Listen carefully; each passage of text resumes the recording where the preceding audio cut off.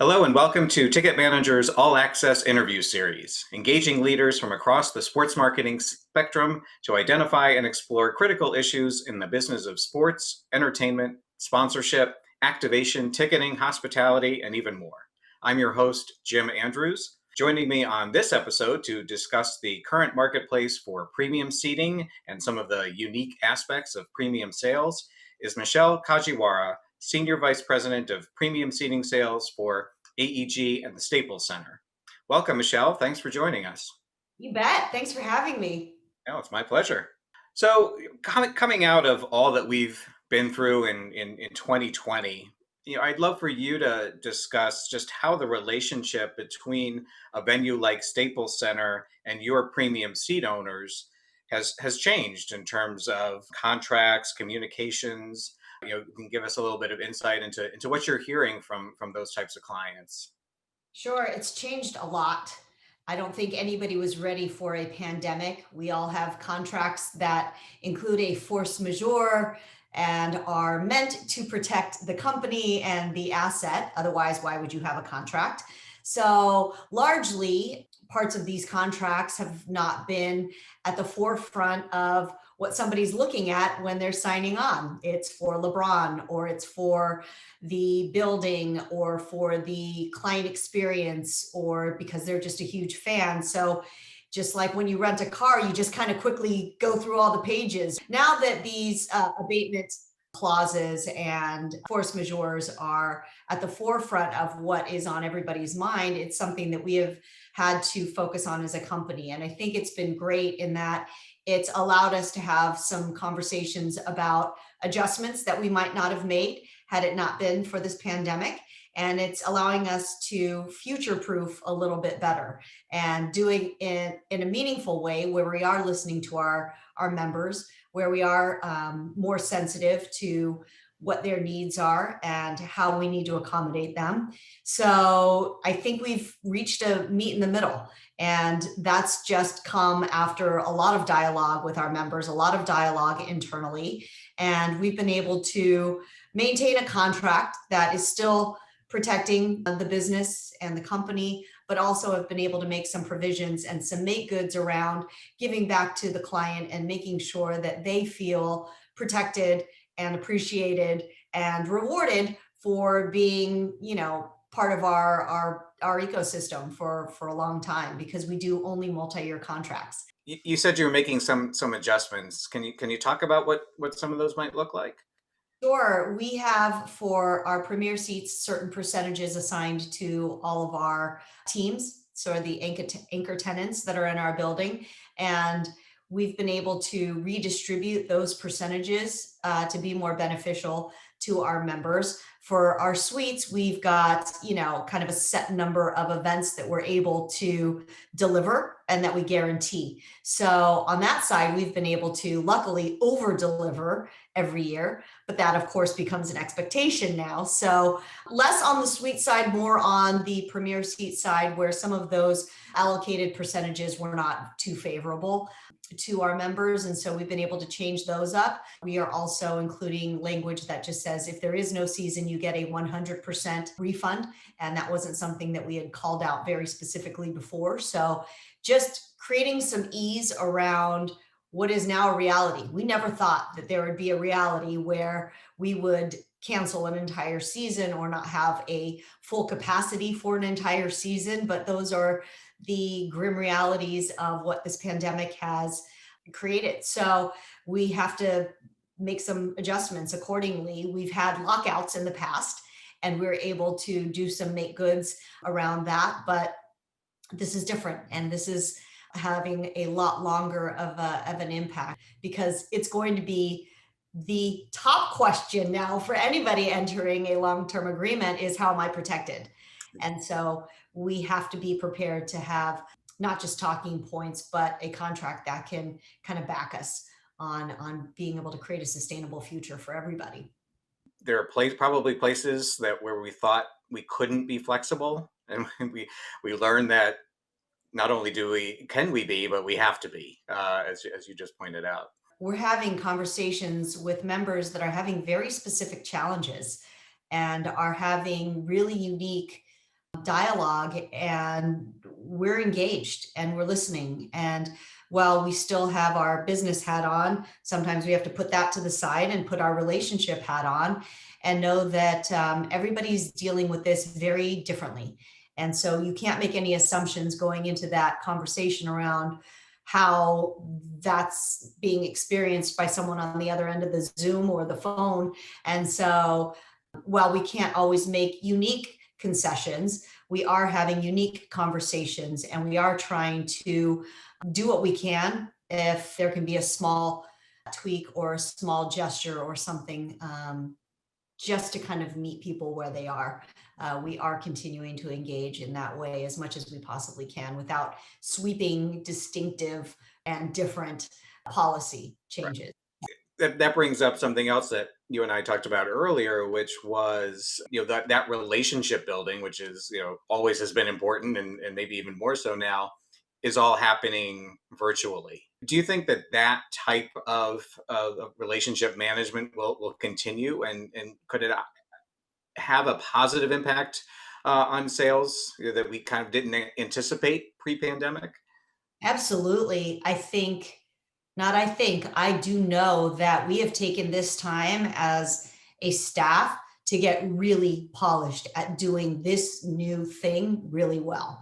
So I credit our team with being able to pivot very quickly to a virtual dialogue and being able to show up in these presentations and know that all these other smaller cues are now really big indicators of how you are as a professional showing up in the way that you are dressed, what your background looks like, that your screen and your Wi-Fi and your sound and everything else is already premeditated to be working and functional, and that you have the least amount of glitches in this kind of an environment. And so we have practiced a lot with presenting, screen sharing, our decks, and the way that we are able to create brevity around these conversations so that you are mindful of time. Everything is so concisely backed into a Zoom scheduled call now that we've become very efficient at packing our days.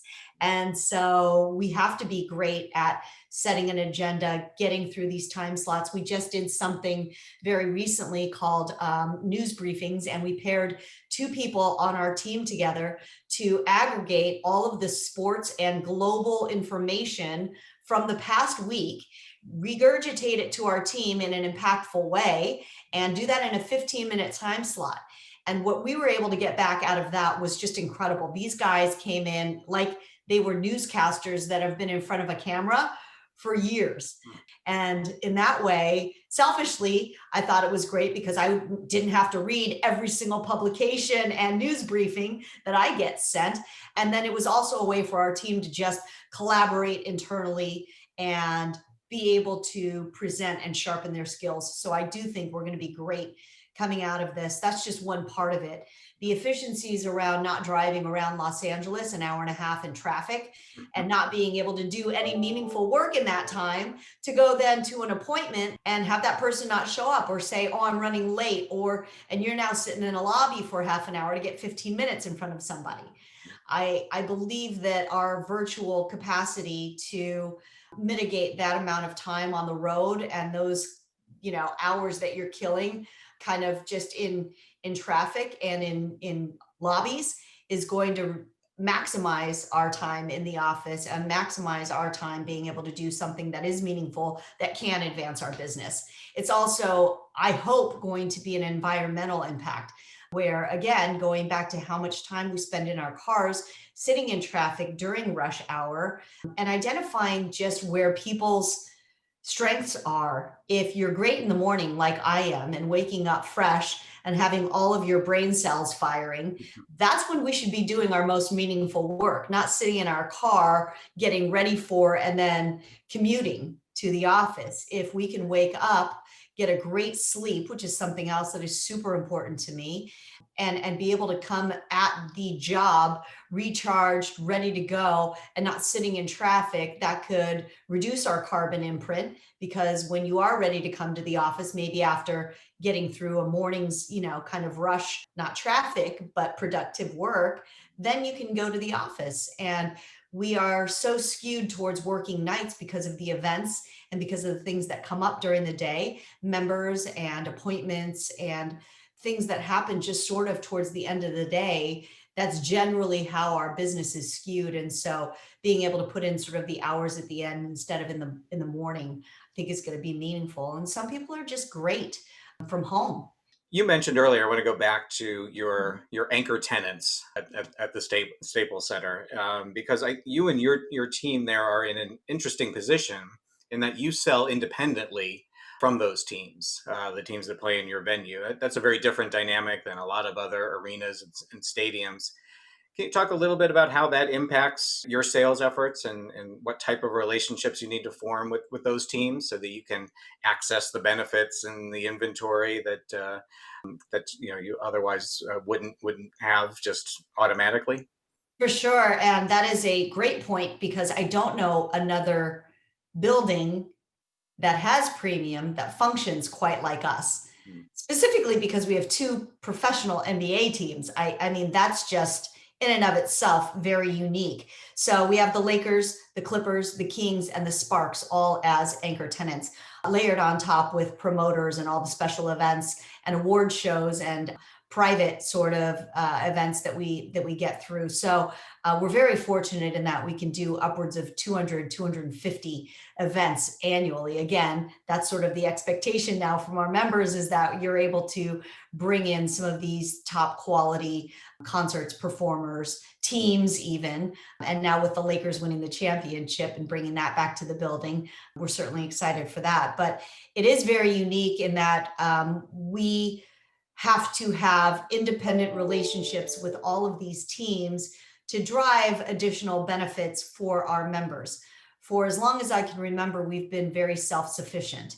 And we've had to operate that way because we don't have expectations around what we're going to be able to get additionally from the teams. It's a handicap in some ways because we don't have some of the assets and team appearances and court access and these other sort of highlights that somebody who's a season ticket member gets.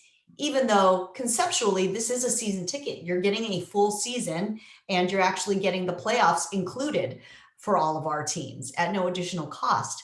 So lots of benefits with premium, but we try to set ourselves apart a little bit because it is a separate investment where you are getting sort of all of the building assets in one ticket. So very unique in that, but we have to create relationships very independently with the Lakers, the Clippers, the Kings, because, everybody, the teams are all selling their own assets as well. And, we're selling ours. So the resources that we all have are meant to focus on what we specifically need to accomplish. However, the larger goal of benefiting and selling through all the inventory is certainly top of mind for everybody. But we have to kind of take second fiddle to what their priorities are.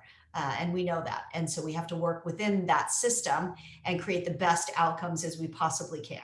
Speaking of that dynamic is going to change relatively soon because the Clippers are going to open up their own venue, and the dynamic in LA and the market has already changed with the new SoFi Stadium coming online. How does that, having these newer kids on the block, so to speak, how does that impact the way you're looking at your relationship with your premium seat owners? Yeah, I look around and LA is a very crowded marketplace now. We have two of everything, but that wouldn't happen if we didn't have the market share to be able to sustain that kind of development and production. And so I look at it as, again, it's healthy competition because it keeps us sharp. It keeps us sort of always looking around and being mindful of the fact that there are a lot of options in market. LA competes not just with all of these other teams and facilities, but also with the weather, and the music venues and all of the other things that entertainment and Hollywood and movies. And there's so much here that we can't look at that as a negative. I believe it is something that's positive for our landscape. And honestly, if somebody wants Dodgers, who's been our local competitor for a very long time, right? But in a good way. If you want baseball, I can't compete with that. I look at all of this as dating. We can try to pretend to give you what you want, but at the end of the day, if what you want is baseball or football or soccer or something else, I'm not going to be able to deliver that to you. And so I just relinquish the fact that you're better off getting that. And I'll help introduce you to somebody over there if that's where your interests are. And if we do a good enough job of understanding what somebody's needs are, and if we do a good enough job at just establishing a relationship, you're going to want to do what's in the best interest for that client or for that prospect. And in that way, there's more than enough to go around. And I do feel like Staples Center is uniquely positioned in that we have a very diverse bevy of offerings. So if you want a entertainment package, I don't think you look much further than Staples Center. And being the incumbent in market, it is sort of ours to lose. The Clippers is going to impact us the most. Obviously, having an anchor tenant leave your building is something that is very public. And so, again, going back to the original conversation or question that you had, is we've had to make some contractual changes to be able to address the Clippers leaving specifically. And so we've been able to look at that, and we want to be as transparent as possible so that nobody feels like we are trying to secretly tiptoe up to this and then surprise, you're still under contract or you signed something that you didn't realize. Everybody knows it. So let's have some meaningful dialogue about what that means for you and how we're going to offset that. Michelle, thank you so much. You've shared, so many great ideas, and there obviously there are a lot of moving pieces to what's happened to everybody in 2020 and other things.